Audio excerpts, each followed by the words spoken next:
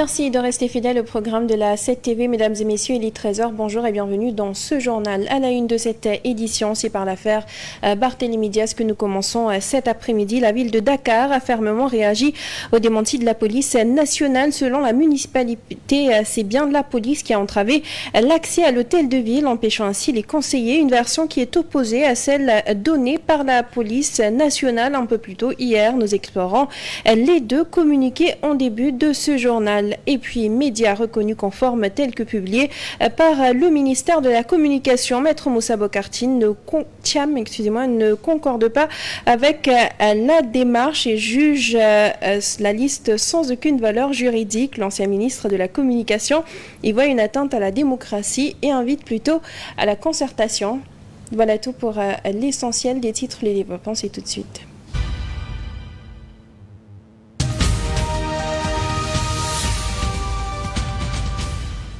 C'est par l'affaire Barthélémy Diaz que nous commençons cet après-midi avec ces deux communiqués de la ville de Dakar et de la police nationale en rapport avec le blocage de l'accès à l'hôtel de ville ou encore du maire lui-même au niveau de la cité à Keur-Gorgui hier. Si les forces de l'ordre nient tout blocage, la municipalité réfute cette version, faisant appel aux images et vidéos sur les réseaux sociaux pour servir de preuve. Kadir Cissé a comparé les deux communiqués.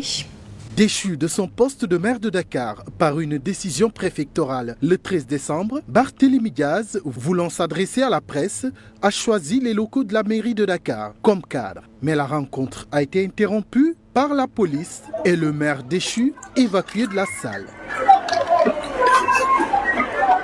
Ensuite, les portes de la mairie sont barricadées, les agents municipaux interdits d'accès, comme l'atteste l'équipe de la 7TV. Témoins oculaires de l'incident, images à l'appui. Les membres du bureau de la mairie de Dakar n'ont pas pu tenir leur rencontre prévue ce lundi après-midi. La mairie a été barricadée par les forces de l'ordre. La première adjointe au maire avait d'ailleurs manifesté son indignation. Je les ai demandé les raisons pour lesquelles ils interdisent l'accès. Ils nous disent qu'ils n'ont rien à nous dire. Ils ont reçu des instructions selon lesquelles nous ne devons pas, nous les élus, accéder à l'hôtel de ville. Le 16 décembre, le maire déchu prévoit une visite de chantier des travaux de la mairie de Dakar à la cité Keur-Gorgui. Notre reporter Oumar Thiam et son cadreur étaient présents pour la couverture. Sauf que la police avait déjà quadrillé la zone. Une zone dans laquelle Barth est considéré comme persona non grata. Barth fait faux bond et c'est le maire de Mermoz-Sacré-Cœur qui en donne les raisons. Donc, mais malheureusement, nous avons vu aujourd'hui que peut-être la police qui a reçu des instructions fermes pour empêcher justement au maire de procéder au lancement de ces travaux. Justement, dans un communiqué, la police nationale, à travers sa division de la communication et des relations publiques, précise, je cite, « Contrairement à ce qui a été relayé, la police nationale n'a bloqué ni M. Diaz ni les conseillers municipaux. » Fin de citation. La réplique ne s'est pas fait attendre du côté de la mairie de Dakar. Les accès à l'hôtel de ville de Dakar ont bel et bien été bloqués par les forces de l'ordre, empêchant ainsi l'entrée aux conseillers municipaux, a soutenu le bureau municipal, non sans préciser que cette situation a été constatée par un huissier de justice. Ainsi, la police nationale affirme n'avoir bloqué ni Barthélémy Diaz ni les conseillers municipaux, alors que le bureau municipal soutient tout à fait le contraire. Laquelle des deux parties dit la vérité? Je donne ma langue au chat. Nous en parlions dans les titres. La liste des médias reconnus publiée par le ministère de la Communication n'a aucune valeur juridique. C'est la conviction de maître Moussa Bokartine de l'avis de cet ancien ministre de la Communication. Cette démarche est anti-démocratique. Il invite plutôt le gouvernement à la concertation avec les acteurs. Donc l'inscription ne peut pas être obligatoire. On ne peut pas obliger les entreprises de presse de s'inscrire sur une plateforme qui n'existe pas légalement. Première chose. Deuxième chose, l'acte de reconnaissance, qu'est-ce que cela signifie? Parce que le code de la presse organise la manière dont les entreprises de presse doivent être reconnues. Ce que ça signifie maintenant, cette liste qui a été envoyée, cette publication n'a aucune valeur juridique. C'est ça la réalité. La publication rendue par le ministre n'a aucune valeur juridique. Parce que ce n'est pas un arrêté qui a force d'acte réglementaire. C'est un acte qui ressort de contexte.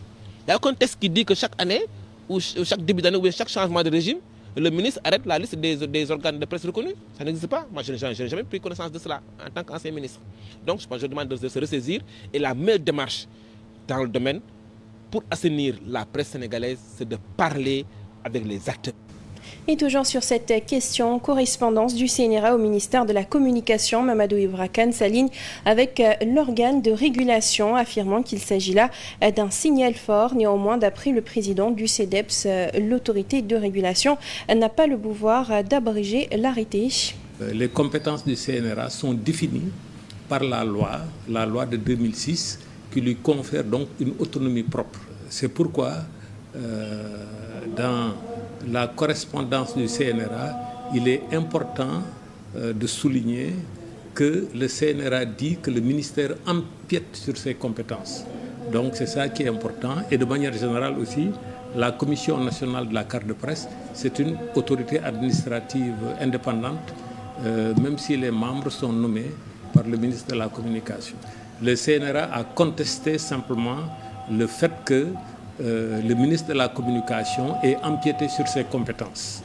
Maintenant, le CNRA ne peut pas faire annuler les arrêtés illégaux qui ont été pris par le ministre de la Communication, mais c'est quand même un signal fort qu'une autorité administrative indépendante fasse de telles remarques au ministre de la Communication, comme nous l'avons dit, les acteurs, que véritablement c'est une très grande violation de la liberté de presse et de la liberté d'expression.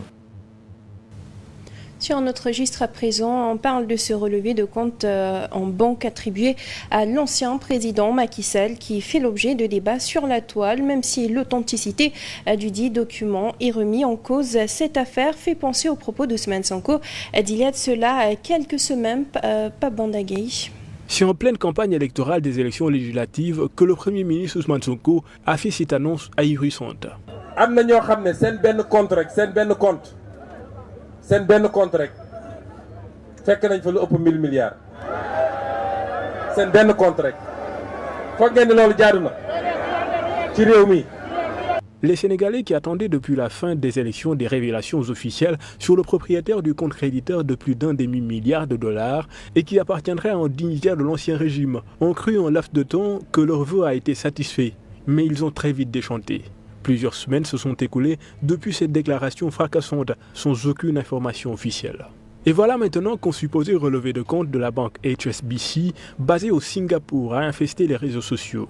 Il serait au nom d'un certain Macky Sall et contiendrait 1 milliard de dollars, soit plus de 600 milliards de francs CFA. Seulement, des doutes persistent sur l'authenticité du document ainsi que la fiabilité de la source. HSBC étant au géant du milieu bancaire, l'une des 5 premières banques du monde. Les professionnels des banques et de la finance s'interrogent sur les chances qu'une institution aussi prestigieuse joue avec le principe sacro-saint du secret bancaire. De plus, la banque en question est basée à Singapour, qui est membre du GAFI, le groupe d'action financière créé pour examiner et élaborer des mesures de lutte contre le blanchiment d'argent. Depuis 2016, le pays s'est doté d'un cadre juridique et institutionnel solide et sophistiqué pour lutter contre le blanchiment de capitaux. L'institution GAFI contrôle en permanence la conformité de ses membres à ses recommandations, avec des exigences de dénonciation. Macky Sall a-t-il donc planqué autant de milliards dans un compte à l'étranger, encourant le risque d'être dénoncé? Par ailleurs, certains émettent également des doutes sur le format, la typographie et la mise en page du document. Face à de telles incohérences, ne serait-il pas donc temps que le chef de file de Pastef dévoile enfin à la face du monde l'identité de l'auteur de ce mystérieux compte avec 1000 milliards de nos francs CFA? En éducation, le secteur éducatif passé à la loupe lors d'un panel organisé par le WATI, acteurs du secteur éducatif, experts et membres de la société civile ont échangé sur des stratégies à mettre en place pour réformer, disent-ils, le système éducatif sénégalais gangréné par plusieurs difficultés, entre autres un nombre insuffisant de salles de classe ou encore de personnel d'enseignants de qualité. Quelle réforme prioritaire du système éducatif sénégalais pour le nouveau gouvernement? C'est le thème de ce panel initié par think tank citoyen Wati, un cadre de réflexion sur les enjeux les plus importants en Afrique de l'Ouest. Et donc nous déroulons depuis le début de cette année 2024 un certain nombre d'événements, de discussions au Sénégal sur la question de l'éducation, mais nous déroulons également des activités en ligne, notamment le financement de l'éducation, l'enseignement des sciences techniques. Réformer le système éducatif sénégalais, relève d'un grand défi. Cela nécessite 2 salles de classe suffisantes, un personnel d'enseignement de qualité, mais surtout un système qui est en adéquation avec le besoin du marché du travail. Les Sénégalais sont très forts en séminaire, mais quand ils font des conclusions, ils rentrent dans les tiroirs, malheureusement. L'invitation lancée est que le gouvernement essaie de dépoussiérer ce qu'il a trouvé dans ces tiroirs, prendre ce qui est bon et l'ajouter à ce qu'il a pensé y ajouter pour le bien du système éducatif sénégalais. Aujourd'hui, des Sénégalais, y compris des autorités étatiques, soutiennent l'introduction de l'anglais dès l'école primaire. Mais le faire dans l'immédiat semble impossible, car il y a d'abord des questions qu'il faut régler en amont. Les ressources humaines, par exemple. Est-ce qu'on a suffisamment de ressources humaines capables de tenir toutes les classes? Je ne sais pas combien de milliers de classes on a au Sénégal. Lors des assises de l'éducation tenues en 2014, le Sénégal s'était fixé un objectif, disposer d'une école de la réussite dans 20 ans, mais 10 ans après, les problèmes qui gangrènent le système restent entiers. De la santé à présent, la médecine militaire à l'honneur. Ce jeudi, le premier congrès de médecine militaire au Sénégal se tiendra demain. Un rendez-vous d'échange et de formation entre acteurs de la santé militaire et civile. Objectif, faire reculer l'ampleur des maladies chroniques non transmissibles des Fatouad. Un premier congrès de médecine militaire pour faire face aux problèmes de santé de l'heure. Il s'agit de s'attaquer aux maladies chroniques non transmissibles, considérées comme l'épidémie des temps modernes. Il y a le changement de comportement des populations, il y a le dérèglement, il y a les nouvelles formes d'alimentation qui ont fait que nous constatons l'émergence des maladies chroniques non transmissibles et leurs complications qui, malheureusement, sont en train de devenir les causes les plus fréquentes de décès. Exemple, l'hypertension artérielle et ses complications et toutes les maladies cardiovasculaires, la maladie coronarienne. Ensuite, il y a le diabète. Il y a aussi les maladies rénales, malheureusement, qui coûtent très cher et qui demandent des traitements particulièrement difficilement supportables pour les malades. Et après, il y a les cancers. Le premier congrès de médecine militaire sera ainsi le théâtre des opérations pour combattre les maladies chroniques sur tous les plans. Nous voulons d'abord faire le point parce que c'est des maladies qui normalement doivent faire l'objet d'évaluations régulières, de diagnostics situationnels. Quelle est la situation épidémiologique de ces pathologies dans nos structures actuellement au Sénégal? Chacun y amènera ses contributions. Quelles sont les formes cliniques, les formes que nous avons aujourd'hui qui posent le plus de problèmes? Quelles sont les particularités que les praticiens retrouvent à l'hôpital? Et quelles sont les pistes thérapeutiques qui peuvent être des pistes de promotion, qui peuvent donner donc des résultats peut-être positifs dans les années ou les mois à venir. Au moins 500 participants sont attendus à ce premier congrès de médecine militaire ce jeudi. Le temps d'une journée, le concept Armée-Nation au service de la santé sera ainsi matérialisé. Occasion pour les acteurs de la santé militaire comme civile d'apporter des solutions efficaces et consensuelles contre les maladies chroniques non transmissibles. En santé toujours, le respect de la sacralité du secret médical est aussi une préoccupation du service de santé des armées. Selon son directeur, le médecin colonel Abdourazak Ndiaye, il est important de se donner les moyens de préserver les données médicales dans un contexte de développement des nouvelles technologies. Aujourd'hui, vous pouvez avoir un patient qui est à Ourossogui, à Tambacounda, à Bakel, qui fait son examen. Le praticien, il est à Dakar, il reçoit en temps réel les résultats et il fait des interprétations, il les retourne sur place. Mais ces données-là, ces informations, ils ont fait un trajet, ils sont passés par un circuit, ils sont peut-être stockés quelque part. Qui a accès à ces informations? Qui peut avoir demain accès à ces informations? Qu'est-ce que ces informations vont devenir dans l'avenir? C'est pourquoi c'est des questions importantes à laquelle on n'a pas forcément des réponses et qui menacent le secret médical qui est sacré pour le patient parce que ça relève du privé et le patient a des droits qu'il faut respecter. C'est pourquoi nous avons souhaité faire une grande table ronde avec vraiment des experts. De la santé, toujours à direction Bourg. Cette fois-ci, les populations peinent souvent à trouver des médicaments dans certaines pharmacies et celles qui sont en garde les week-ends. Les jeunes de Bourg ont alors initié une plateforme pour faciliter aux populations l'accès aux médicaments. Cette initiative devrait aider les acteurs de la santé à orienter les malades. Bien sûr, nous reviendrons sur cette réaction des populations au niveau de Bourg par rapport à cette digitalisation de l'accès aux médicaments. Et puis, 700 kg de chanvre indien estimé à 42 millions de francs CFA, des médicaments contrefaits d'une valeur de 63 millions, un lot de cigarettes évalué à 17 millions, des billets noirs, entre autres. Voilà la moisson des soldats de l'économie de la subdivision de Kolda en 2024. L'opération d'incinération a été présidé par le gouverneur de région et le directeur régional sud des douanes. Tous ont magnifié la synergie d'action qui a conduit à ces bons résultats. C'est un reportage de Béké Sissé. C'est la fin de cycle de vie pour ces produits impropres à la consommation et autres stupéfiants saisis par les soldats de l'économie de la subdivision des douanes de Kolda. Une quantité de produits prohibés jugée très importante. Il s'agit notamment de 700 kg de chanvre indien d'une contre-valeur de 42 millions, de 3 tonnes 700 de médicaments contrefaisants d'une contre-valeur de 63 millions, d'un lot de cigarettes contrefaisantes d'une contre-valeur de 17 millions et enfin de billets noirs d'une contre-valeur de 10 milliards 200 millions.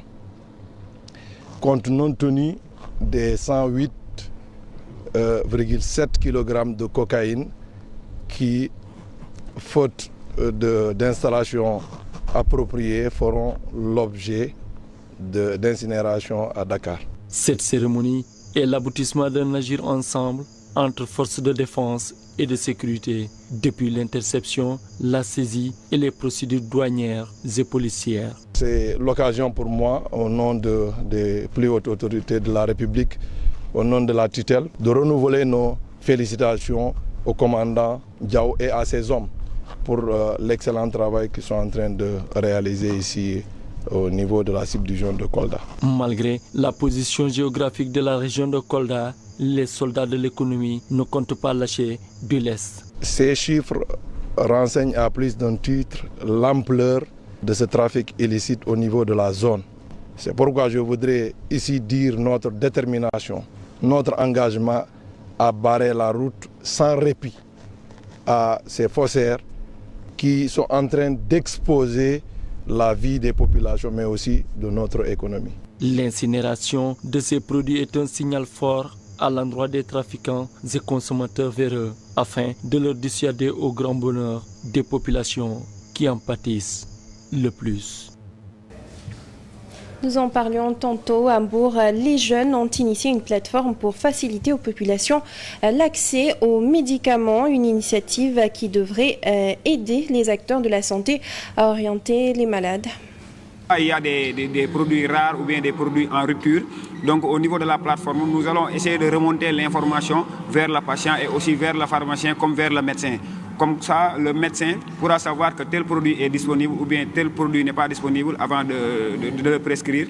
Le pharmacien aussi pourra avoir une vue sur la disponibilité de ces produits-là pour pouvoir prévenir et aussi ça lui facilite de lutter contre la préemption des médicaments. Et aussi pour le patient sera assez à l'aise avec la facilitation de pouvoir consulter la plateforme et de pouvoir savoir la disponibilité de ces produits à temps réel. Si c'est ici à Bourg, nous avons mis en place le service d'urgence de recherche et de livraison des médicaments qui est juste un service d'assistance en cas de besoin de médicaments, soit le produit est rare, ou bien soit le produit en rupture, soit vous êtes dans les urgences ou bien c'est vous. Vous appelez le service, ils vont faire tout le nécessaire pour aller prendre le produit dans les meilleures conditions et vous le remettre où que vous soyez, à l'hôpital ou bien chez vous. Place tout de suite à la revue de presse. Bonjour, le blocage constaté à la mairie de Dakar à la suite de la révocation de Barthélémy Dias fait la une de certains journaux parus ce mercredi. Selon Vox Populi, la police dément les informations faisant état de blocage de Barthélémy Dias et la mairie. À son tour, le bureau du conseil municipal dément la police. Le communiqué du démenti de la police n'a pas eu le temps de refroidir que le bureau municipal de la ville de Dakar sort ainsi un démenti à ce démenti fait de savoir. Pour la tribune, la police dérobe, le bureau municipal persiste et renchérit la tribune. Selon le journal, les limiers ont nié en bloc d'avoir bloqué ni Bart ni le bureau municipal. Selon la police, le déploiement entre dans le cadre de la sécurisation et d'assurer sa mission. Mais pour le quotidien, la police a du mal à convaincre car la police et le bureau municipal ne parlent pas le même langage. Le quotidien lui alerte car selon ce journal, le feu se propage. Un conseil municipal interpelle la première adjointe au maire et critique les méthodes de Barthélémy Dias. Mais la bataille communication existe bel et bien entre la ville de Dakar et la police. Wolf Quotidien annonce que le successeur de Barthélémy Dias sera installé demain jeudi. Le conseil municipal est d'ailleurs convoqué à cet effet par Ngoné Meng, premier adjoint au maire. Les conseils municipaux sont également convoqués pour l'examen et l'adoption du budget 2025 et le plan triennal d'investissement 2025-2027. Ainsi titre Wolf Quotidien, le conseil municipal en action.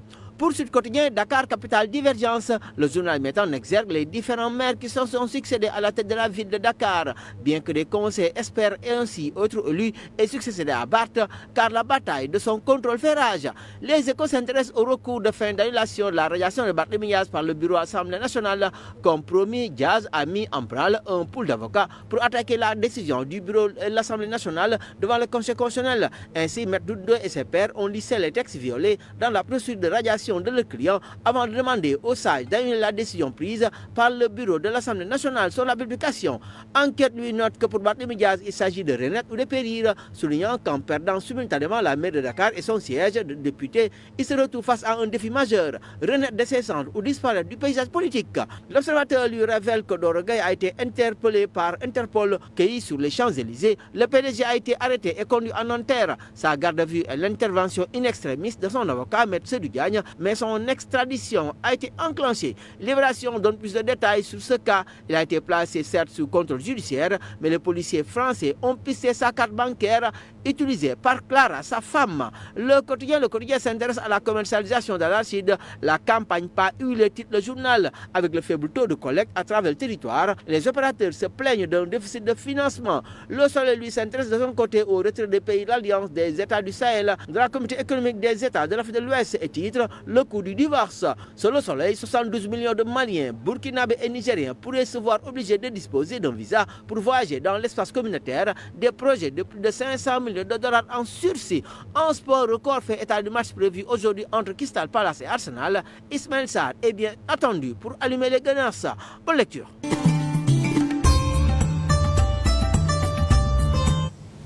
C'est la fin de ce journal. Merci à vous de l'avoir suivi. À 14h, vous avez le Wolof. Merci, bonne suite de programme sur la 7 TV.